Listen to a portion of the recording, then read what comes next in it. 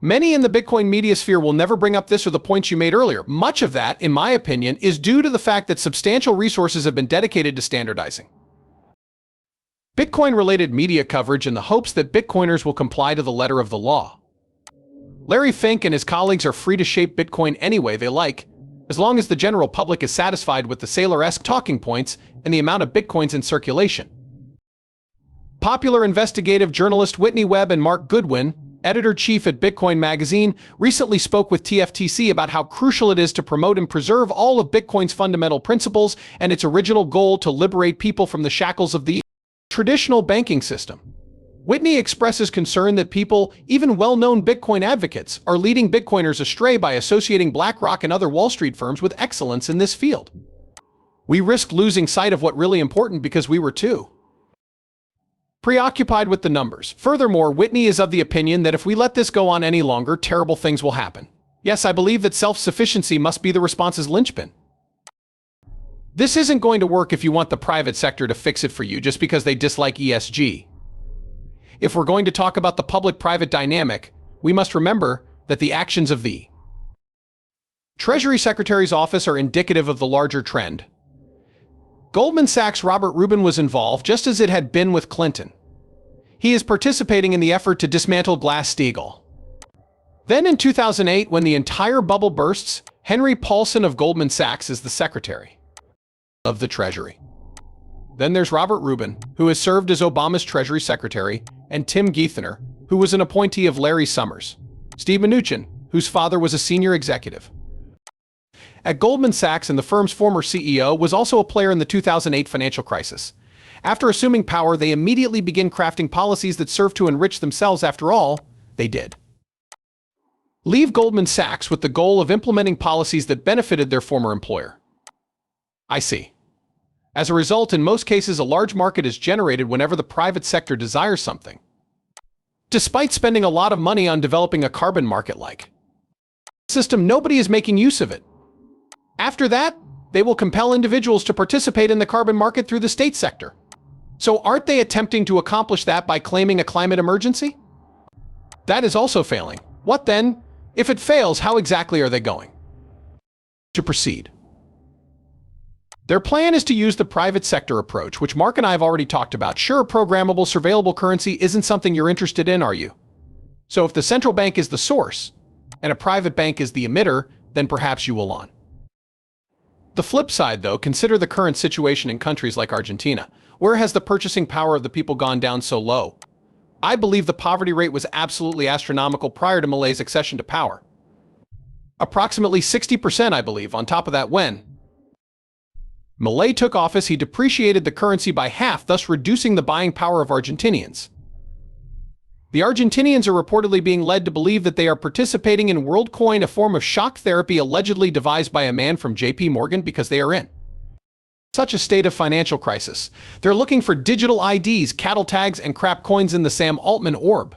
With the help of Mercado Pago, a massive subsidiary of Mercado Libre and Mercado Bitcoin, the largest cryptocurrency exchange in Brazil, the plan is for that to function as your internet connection while you use stablecoins like Tether or USDC. On top of that, all of these men have Ripio as an associate. All the rails that things run on will be controlled by them. People are fleeing to that area since they have nowhere else to turn due to the severe devaluation of their money. Getting people on programmable, surveillable money is, in my opinion, the end aim.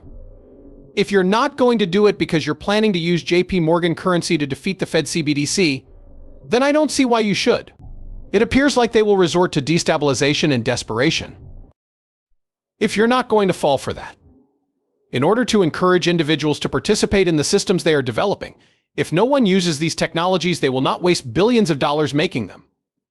They will attempt to take advantage of the misery that has resulted from either public or private sector policy.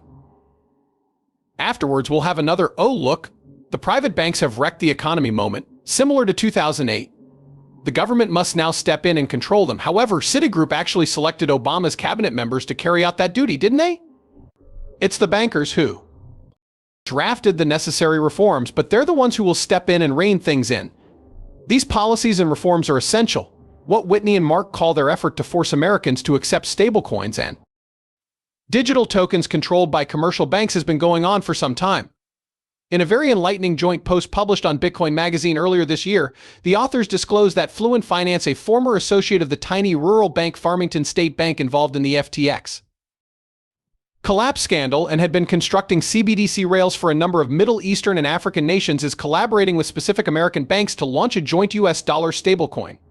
Whitney says in the TFTF interview that Bitcoin is our sole defense against this evil, but that if we let it be taken over, it will be useless. Watch other excerpts from the conversation here. Something along those lines where they attempt to render existing currency useless is probably in the cards for us. And you must employ financial items X, Y, and Z if you desire your money to have any value and retain any degree of buying power. And if the government doesn't program and monitor them, the private sector will. And they will all be able to communicate with each other, while there will be a plethora of digital wallets to choose from. They will all have the ability to export user data to a single worldwide database. That is, in essence, the objective. What are our options for countering that? You are not authorized to access the database, use the digital wallet, or interact with the system in any way. Also, I agree with Larry Fink that Bitcoin is crucial to their ambitions, but I also think it has to remain. Being a medium of exchange, they are adamantly opposed to using it as money. Plus, I had no idea that Jeffrey Epstein had given an interview regarding Bitcoin until we began looking into this, which was probably a few months ago. I see. What Larry Fink says is echoed by him as well. Well, it certainly isn't money. As an asset, it's a kind of technology. Just said, if Larry Fink and others like him put Bitcoin in that category, then on the Zappo advisory board, there was likely Larry Summers, along with Jeffrey Epstein and others like him. The fact that they can use Bitcoin is why these people want it to be a specific thing. Bitcoin has to shed its revolutionary spirit, according to some in the industry, including this RSK person. That must disappear if it is to serve as a weapon for Wall Street. In my opinion, the logical course of action to derail those ambitions is to guarantee the exact reverse. Many in the Bitcoin media sphere will never bring up this or the points you made earlier. Much of that, in my opinion, is due to the fact that substantial resources have been dedicated to standardizing Bitcoin-related media coverage in the hopes that Bitcoiners will comply to the letter of the law.